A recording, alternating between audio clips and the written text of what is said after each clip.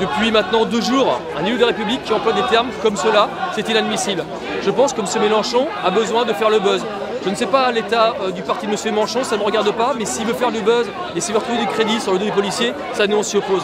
Je veux simplement vous dire, aujourd'hui, c'est que lorsque Mélenchon insulte les policiers de barbares, outre le fait qu'il insulte toute la famille des policiers, toute la grande famille de police, il insulte aussi les femmes, les hommes, les enfants des policiers. Est-ce que M.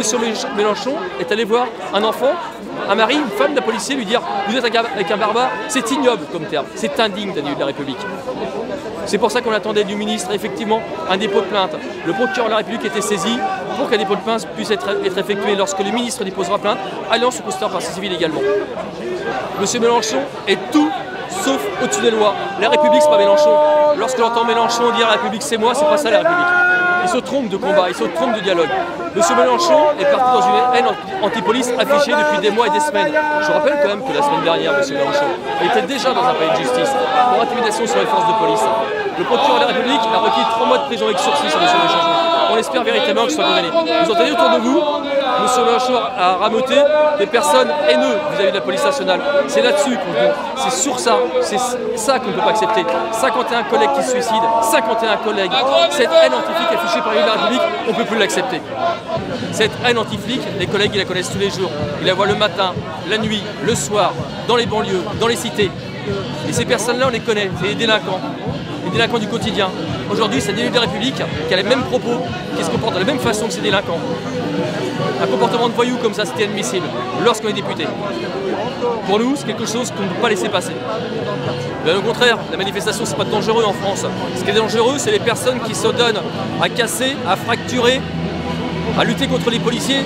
Ça, effectivement, ces gens-là, c'est eux qui créent le danger. Aujourd'hui, sans la police, il n'y a pas de droit de manifestation. Bien au contraire. Les gens qui veulent manifester pacifiquement, c'est tous les jours en France qu'il y a des manifestations. Et les 3 quarts, les grandes majorités de manifestations, tout se passe bien. Et vous savez pourquoi? Parce que le droit de manifester, c'est que lorsqu'on revendique des choses, lorsque dans la revendication, ça se passe toujours bien. Lorsque vous êtes dans les manifestations de gilets jaunes, où des personnes ne revendiquent plus, ils ne sont pas dans la revendication, ils sont dans la contestation à outrance par la violence. Ça, ces gens-là, c'est dangereux.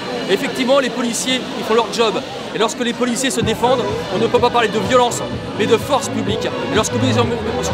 Mélenchon confond tout, à un moment donné, il faut simplement lui rappeler les règles. Et les règles de droit, c'est que les policiers, effectivement, on use de la défense simplement dans le cas pour se défendre. Et on parle de force publique, en aucune façon de violence.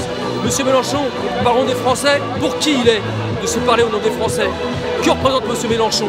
Nous parlons de policiers, mais on sait que les policiers, ce qu'ils représentent, parce qu'on sait que les citoyens français, bien au contraire, tous les citoyens en France soutiennent leur police. Parce que demain, s'il n'y a plus la police, s'il n'y a plus la gendarmerie, il n'y a plus de démocratie. Et quand M. Mélenchon s'en prend aux policiers, c'est la démocratie auquel il s'en prend. Alors la démocratie, c'est pas lui, la République, c'est certainement pas lui, parce que la République, ce qu'on a besoin dans la République, c'est des personnes qui soutiennent la police. J'ai jamais entendu quelqu'un de son parti défendre leurs collègues lorsqu'ils étaient blessés ou tués. Et ça, c'est ce qu'on lui reproche également.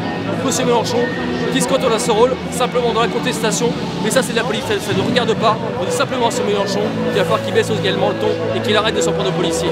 Alliance, on sera systématiquement là, sur son chemin, pour bien lui faire comprendre qu'aujourd'hui, c'est inacceptable de tels propos. Bien sûr, dès qu'on a vu ces premières déclarations, pour nous, on s'y opposait. Pour pouvoir s'excuser, encore faut-il que ce soit excusable. Traiter les policiers de barbares, c'est tout, sauf excusable. Bien sûr qu'une excuse, ça ne suffit pas. Et en plus, vous vous rendez compte, même dans l'idée de M. Mélenchon, jamais ça lui serait passé par l'idée. Déjà que c'est pas suffisant, bien sûr, mais même lui, jamais il irait à s'excuser. Parce que pour lui, il pense vraiment, c'est ça qui est dangereux. Nous, ce qu'on veut, c'est que M. Mélenchon soit condamné fermement. C'est ce qu'on attend de la justice. Et lorsque le ministre de l'Intérieur déposera plainte contre M. Mélenchon, Alliance nationale se constituera par civile également. Nous, le mot à dire, c'est que la présence du syndicat Alliance est indispensable. C'est un devoir pour nous, obligatoirement. Lorsque les policiers sont agressés, lorsque les policiers sont outragés, comme notamment par un député de la République, on doit être là. Et on doit expliquer qu'effectivement, que des termes comme cela ne doivent pas être employés par des députés. Lorsqu'on parle de violence policière, on ne peut pas accepter ce terme-là. Les policiers utilisent simplement la force publique. Aujourd'hui, on se rend bien compte que dans la majeure partie des manifestations, ça se passe pas. Il y a toujours des violences commises par d'autres personnes qui veulent s'en prendre à la démocratie. Les policiers sont simplement là pour faire en sorte que la démocratie soit tenue, tout simplement. Très bien, vous êtes là, présent, vous voyez qu'aujourd'hui, il n'y a aucune violence de qui que ce soit. Vous voyez que les policiers manifestent paisiblement parce qu'ils ont le devoir de syndicalisme. Aujourd'hui, lorsque j'entends autour de moi, je ne crois pas qu'il y ait un seul policier qui ait un discours de haine. C'est pas ce que j'entends. En tout cas, c'est pas nous qui le prononçons. Donc M. Mélenchon, son discours discours, il dit ce qu'il veut, ça le regarde, mais nous ne sommes pas d'accord. La réponse est très claire, on ne peut pas parler de violence policière. Lorsque les policiers se défendent, ils utilisent de la force publique tout simplement. Voilà, cette espèce de discours haineux anti-police, on ne peut plus l'accepter, simplement. Il n'y a pas de violence policière. Les violences policières telles qu'elles sont décrites, très clairement non. Très clairement non, je vous le dis.